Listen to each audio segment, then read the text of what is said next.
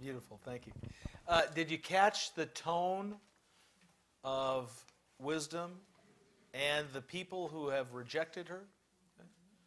Did you catch the language there? Spurned. No one took notice. Rejected. Ignored. Take no advice. And they're going to eat the fruit of their own devices. That's what you're left with if you reject wisdom. 2, 6 through 16 gives us some benefits. Yahweh himself is the giver of wisdom. From his mouth issue knowledge and discernment. He keeps his help for honest men. He's a shield of those whose way are honorable. Stands guards over the paths of justice.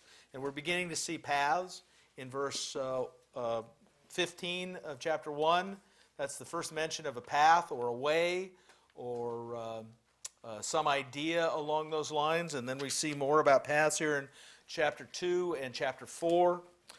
He stands guard over the paths of justice. He keeps watch on the way of his devoted ones.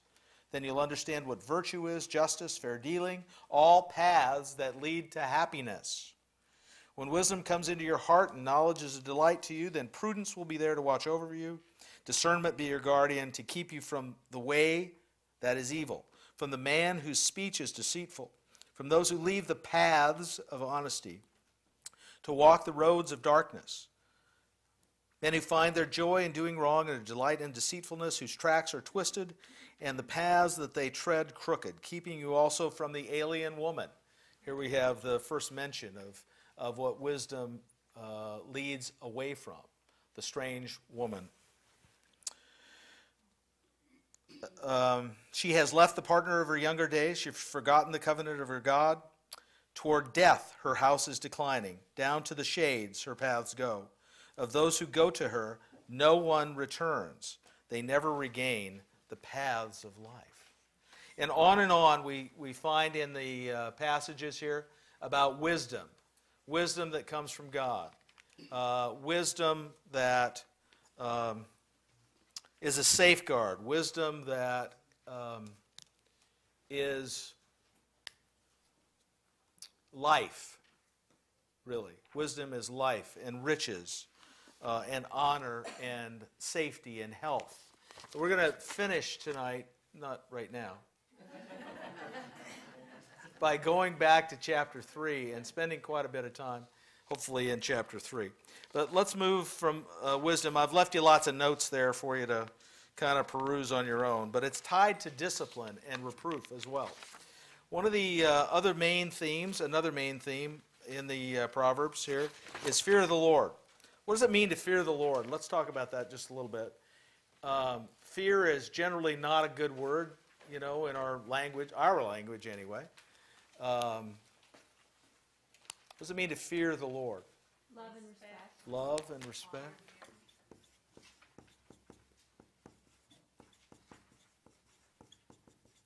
Revere. Did somebody say that? Is that right? Is that how you spell revere? Yes. Okay. Like Paul Revere? Paul Revere in the writers? One dictionary says reverent awe. Reverent awe. Okay. Let's add that on there.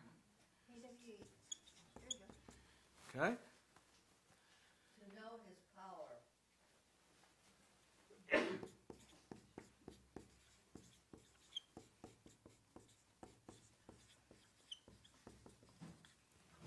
Could say Acknowledge him.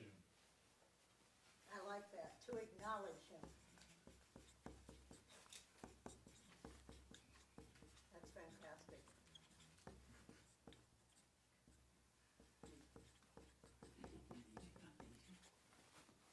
Okay.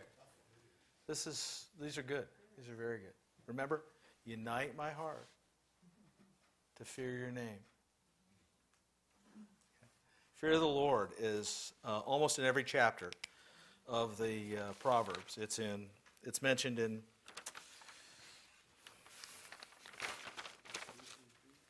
chapter 1, chapter 2, chapter 3, chapter 7, 9, 10, 13, 14 several times, 15 several times, 16, 19, 22, 23, 24, 28, and 29.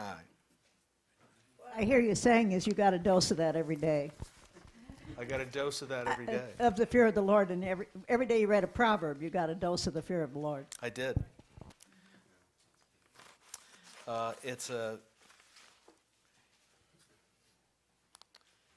It's always good to recognize who He is and who you are, and you are not, who you are not, right?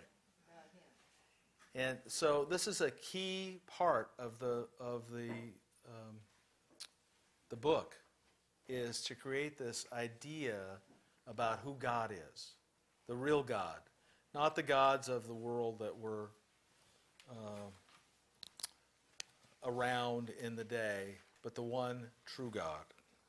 And so it talks about this idea of the fear of the Lord being beginning of knowledge and wisdom. Some key verses here. I've listed them for you there. I should have marked a couple of those as it related to some important ones. They're all important, but one of them that came to mind is out of chapter 8, verse 13. To fear Yahweh is to hate evil. I hate pride and ignorance, wicked behavior, and the lying mouth. That was one of them. So there's lots of them, and I'll leave those to you there. I think another one was 23, verse 17 and 18 here. Let me look at it. Don't let your heart be envious of sinners, but be steady every day in the fear of Yahweh. For there's a morrow, and your hope will not be nullified. It's a wonderful passage. Lots of great passages on the fear of the Lord. And I left some space there, I think, because I thought we should spend a little bit of time there.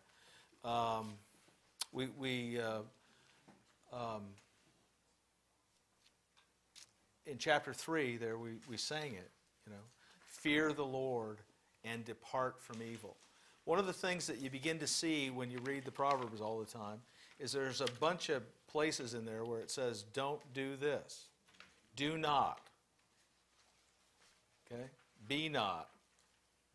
Do not. Don't do that. Don't go there. That path's a bad one. Stay off that path. Don't let this happen. Do this. Don't let that. Okay? And I don't know that it was a surprise for me, but it was refreshing in spending time in this again to say, it's in chapter 1 and chapter 2, especially chapter 2, where it says, if sinners entice you, do not consent. Just don't do that. What an idea. Now, I'm a little prone to go the other way. If sinners entice me, I kind of lean a little bit that way in my bent. That's me. Okay? But it's good to hear, hey, don't do that. Don't consent. You don't have to. You have a choice. Very good. Choose the fear of the Lord. There's a passage in one of these. I don't know how to identify which one it is at the moment. We could read all of them if you'd like. But it says to choose the fear of the Lord there. One of the things that you don't hear very much about, or I didn't hear very much about, is this idea of paths. Okay? Have any of you spent much time studying this idea of paths? Okay? There's lots of information in this book about paths. 63 verses. And they're really interesting, I thought. There are all kinds of types of paths. And there's all kinds of directions that these paths go.